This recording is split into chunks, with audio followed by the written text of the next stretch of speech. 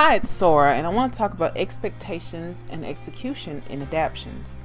But before I start, I want to give a special shout out to Kurohime's Palace. It's a Facebook group for women nerds to share interests, bond, and uplift each other. I'll leave a link in the description down below. But make sure you hit that subscribe button, like the video, and share with friends before I start. The support really helps. So, back on point, I want to talk about specifically Death Note. If you don't know what Death Note is, it's a popular manga and anime that follows Light Yagami, a young man who runs across the Death Note and kills anyone whose name is put in it as long as he knows the face. The book originally belongs to a Shinigami named Ryuk, who wants to observe what happens.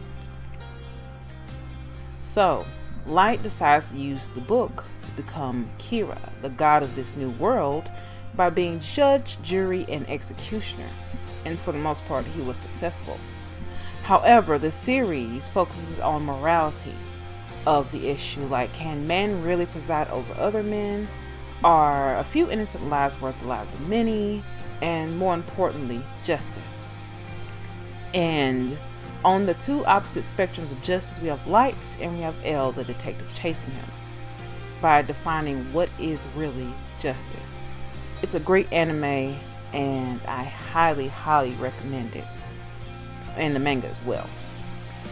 But we are here to talk about expectation and execution. When any series is adapted from one medium to another, fans of the original will immediately draw comparison to the source material.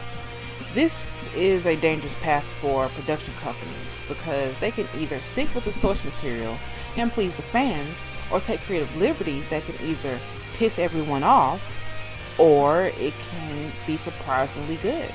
For example, Silent Hill. It took creative liberties by combining aspects of the first 4 games but focuses on the storyline of the first game. The main difference being, they gender swapped the male lead of the first game to a female because the movie wanted to focus on maternal love and maternal instinct between the mother and daughter, which seemed better suited for the story that they were trying to convey. In my opinion, Silent Hill was able to do very well with how they brought the world of Silent Hill to the screen. But not the second movie. No one discussed the second movie. It sucks. Anyway, back on point.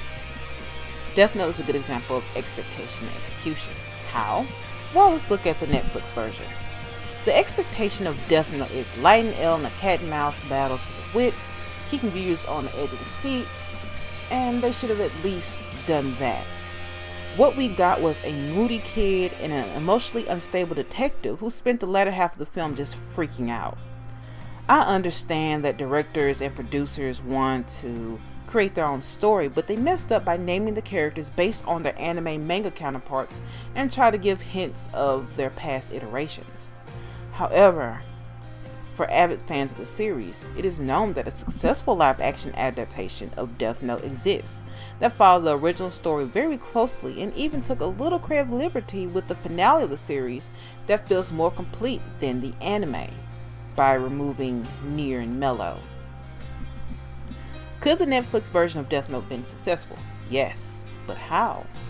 Death Note refers to the book. The book can be found by anyone.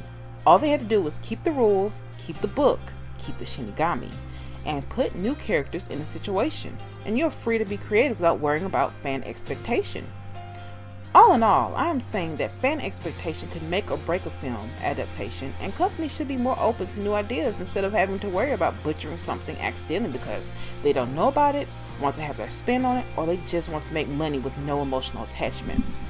The fan expectation of Death Note was well placed with a well-loved series, and the crew of the Netflix film had the opportunity to create a new story in a well-known universe, but chose to use the original story with massive changes that were straight up offensive. So their failure is essentially on their heads. So anyway, I hope you guys enjoyed the video. Make sure to hit that like or subscribe button and leave suggestions down below. I'm thinking about doing a video on the horror genre with a bit of a twist. Or maybe you want me to go more in depth of Silent Hill and its adaptation on film, and how the first one was successful and the second one was unsuccessful and why. But I'm open to suggestions, So until then, I will see you guys in the next video, and bye bye.